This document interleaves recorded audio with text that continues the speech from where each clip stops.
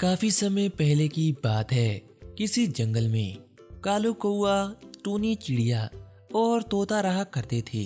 तीनों में बड़ी ही दोस्ती थी।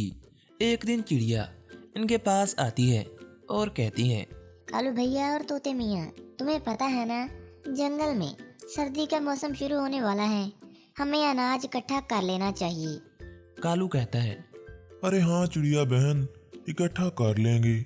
सर्दी का मौसम अभी बहुत दूर है, अभी मौसम एंजॉय करते हैं। चिड़िया कहती है, अरे कालू, तुम्हें तो बस मौसम एंजॉय करने की पड़ी रहती है।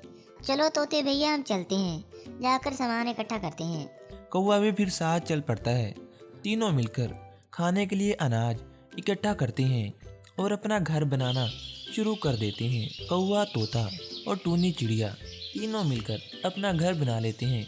लेकिन इस बार पहले से बहुत कम सर्दी होती है। चिड़िया अपने घर से बाहर बैठी धूप सेक रही होती है। कौआ बाहर आता है। देखा चिड़िया बहन, मैंने कहा था ना इस बार सर्दी नहीं होगी। तुम ही थी, ऐसे ही इतनी मेहनत कर दी। चिड़िया कहती है, अरे कालू भैया, हमने मेहनत ऐसे ही नहीं की। अब सारा साल हम आराम से अनाज खा सकेंगे। कौआ कहता है। अरे कहाँ, मेरा तो अनाज भी खत्म हो गया।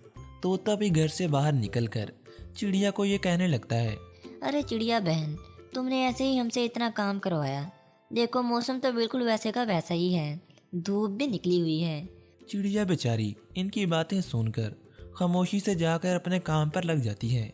ये दोनों फिर से अपनी अयाशियों में लगे रहते हैं और सारा सारा दिन कोई काम नहीं करते। सारा दिन सोए रहने की वजह से इनका अनाज खत्म हो जाता है और इनके पास खाने के लिए कुछ भी नहीं होता। कुछ ही हफ्तों के बाद जंगल में मौसम सख्त सर्द हो जाता है और हर तरफ सर्द हवाएं चलने लग जाती हैं। चिड़िया जो कि अपने काम में लगी हुई थी, उसने अपने लिए सर्दी का बहुत सा अनाज इकट्ठा कर लिया था। कौआ और तोता दोनों ने अपने घर तो पक्के कर लिए थे, लेकिन अनाज इकट्ठा नहीं कर पाए थे, जिस वजह से वो इस बार इधर उधर भाग रहे थे, लेकिन उन्हें कहीं भी खाने को नहीं मिलता। आखिरकार वो चिड़िया के पास आते हैं।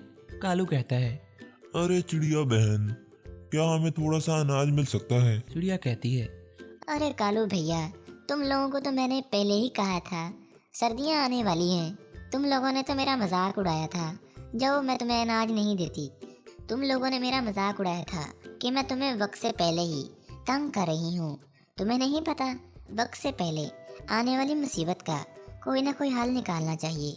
दोनों ही इस तरह अपने घर वापस लौट जाते हैं। कुछ दिन ऐसे ही वो गुजारा करते हैं और अपना बचा कुचा खाना खाकर अपनी ज़िंदगी गुजारते हैं, जबकि चिड़िया बहुत आराम से अपनी ज़िंदगी गुजारती है। कुछ दिनों के बाद चिड़िया तो अंडे देती है और चिड़िया अपने होने वाले बच्चों की देखभाल में मसरूफ़ हो जाती है। इसे कौवे और तोते का कोई याद ही नहीं रहता। वो सारा दिन अपने बच्चों के पास लेटी रहती है। इस तरह इसका अनाज भी कम होने लग जाता है। एक दिन वो सोचती है, क्यों ना आप जंगल में जाएं और अपने लिए अनाज इकट्ठा करें। जंगल में जाकर वो देखती है कि कौवा और तोता दोनों ही अनाज इकट्ठा कर रहे हैं, तो ये कहती है, शुक्र है इन्होंने कुछ काम तो करना शुरू किया।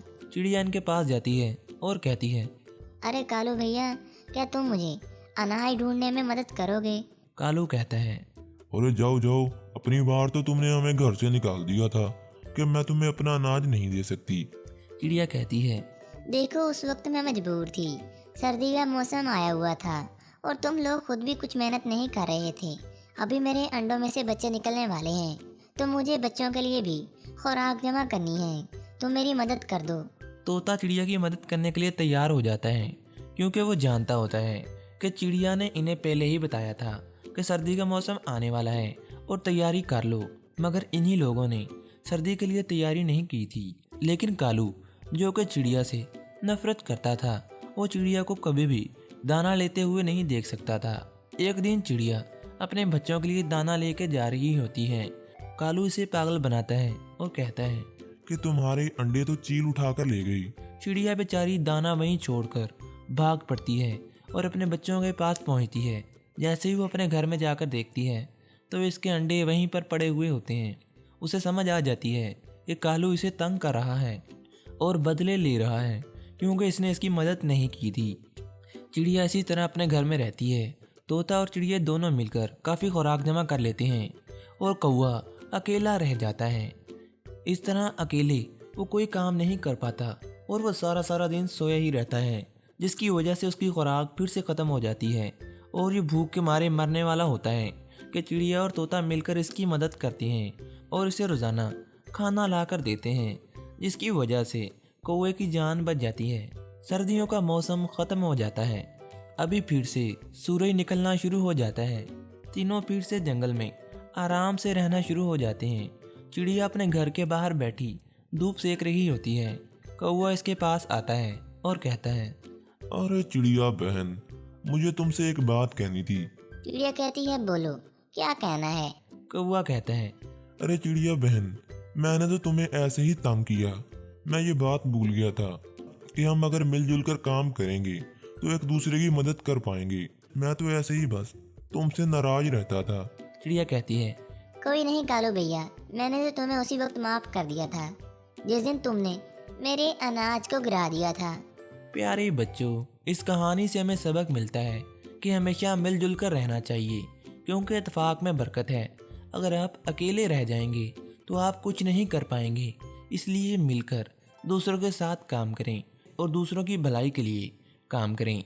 अगर आपको हमारी वीडियो पसंद आई है तो हमारे चैनल को सब्सक्राइब और हमारे वीडियो को लाइक करना मत भूलिएगा।